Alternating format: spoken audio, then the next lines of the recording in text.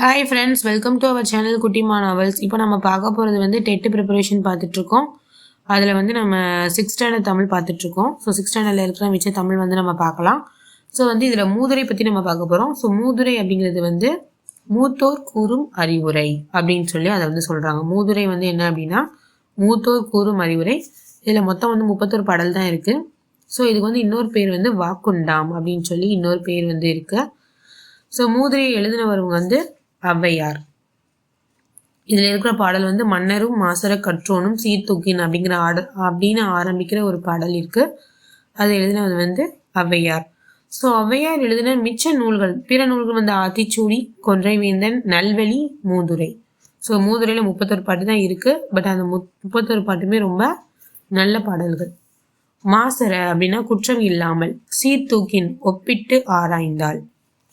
So இதில் இருக்கிற பாடல் வந்து மன்னரும் மாசர கற்றோனும் சீர்தூக்கின், மன்னனின் கற்றோன் சிறப்புடையன், மன்னருக்கு தன் தேசம் இல்லாமல் சிறப்பில்லை, கற்றோருக்கு சென்ற இடமெல்லாம் சிறப்பு.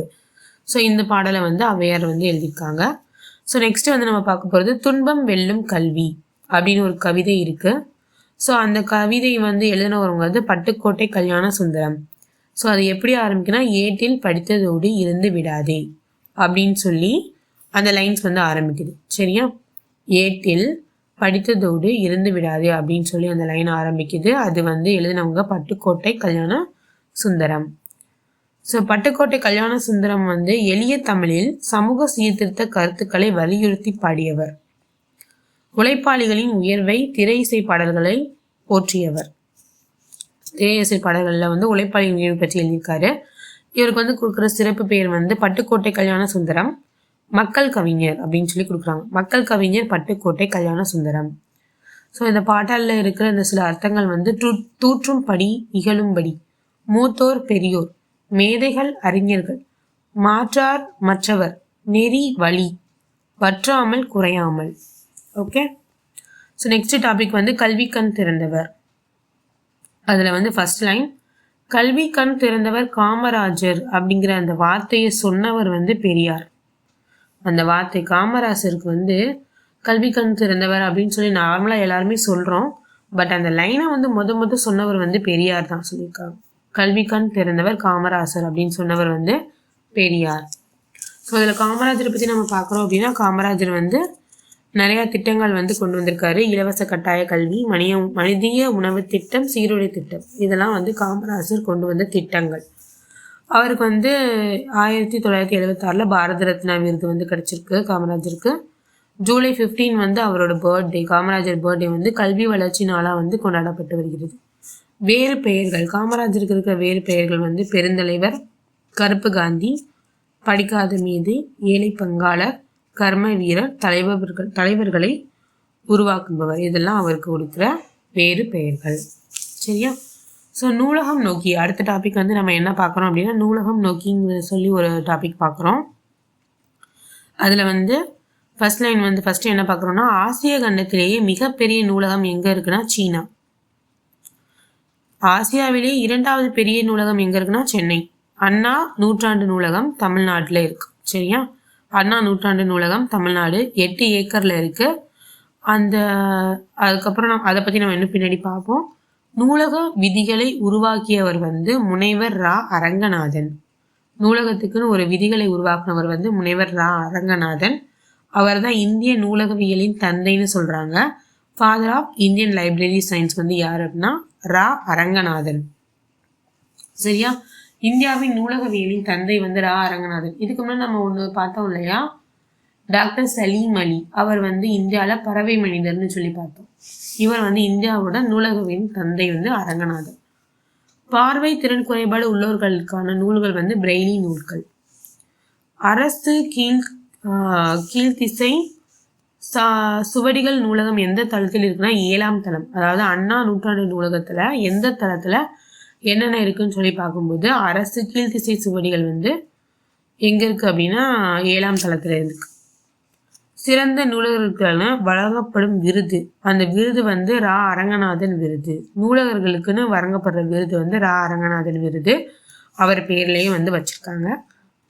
நூலகத்தில் படித்து உயர்நிலை அடைந்தவர்களும் சிலர். அறிஞர் அண்ணா, அம்பேத்கர், நேரு, காரல் மார்க்ஸ் இவங்கெல்லாம் நூலகத்தில் படித்தவங்க, அதாவது நூலகத்துக்கு போய் அடிக்கடி படித்தவங்க.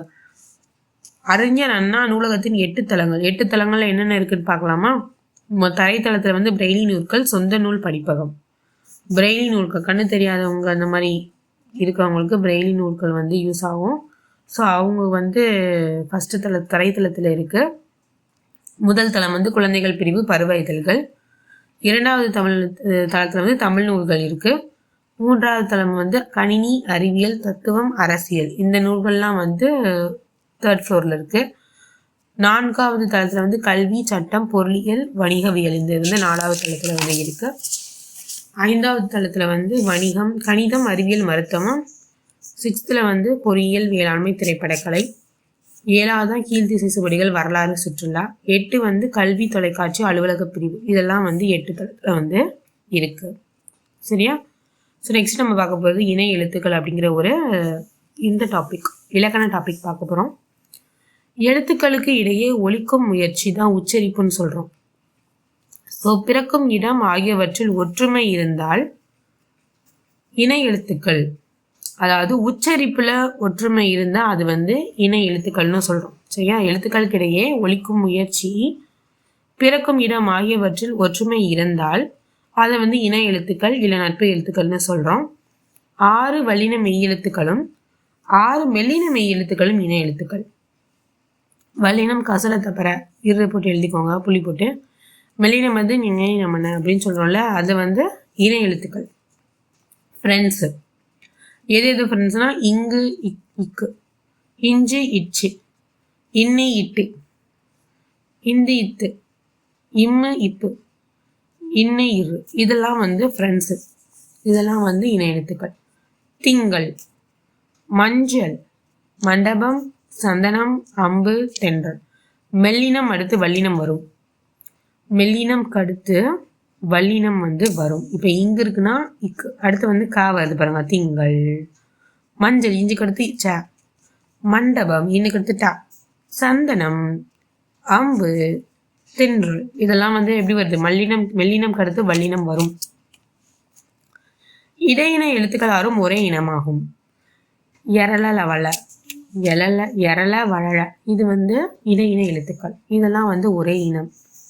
உயிர் எழுத்துக்களில் வந்து எது ஃப்ரெண்ட்ஸ்ன்னு சொல்லி பார்க்கலாம் இல்லையா? அ, அ, இ, இ, உ, உ, ஏ, ஏ, ஓ, ஓ, ஐ, இ. ஐ வந்து இ, ஔ வந்து உ. உச்சரிக்கும் போது அவ வந்து ஊ மாதிரி நம்ம உச்சரிப்போம், அதுதான் வந்து இணை எழுத்துக்கள்னு சொல்கிறோம்.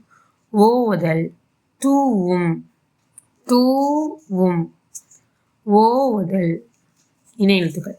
தளி இது வந்து இணை எழுத்துக்கள், அதாவது இணை எழுத்துக்கள். இணை எழுத்துக்கள் இல்லாத எழுத்து வந்து அக்கு. இணை எழுத்துக்கள் இல்லாத எழுத்து வந்து அக்கு. ஆயுத எழுத்து மட்டும்தான் இணை எழுத்துக்கள் கிடையாது. மற்ற எல்லா எழுத்துக்கும் வந்து இணை எழுத்துக்கள் வந்து உண்டு. ஓகே ஃப்ரெண்ட்ஸ், நம்ம நெக்ஸ்ட் டாபிக் வந்து அடுத்த வீடியோவில் பார்க்கலாம். அடுத்த வீடியோவில் 7:5 பார்க்க போகிறோம். ஸோ இப்போ வரைக்கும் பார்த்தது நான் வந்து நீங்கள் வந்து கொஞ்சம் நோட் பண்ணிக்கோங்க. எதுவும் நான் வந்து மறுபடியும் உங்களுக்கு சொல்லணும் அப்படின்னா அது வந்து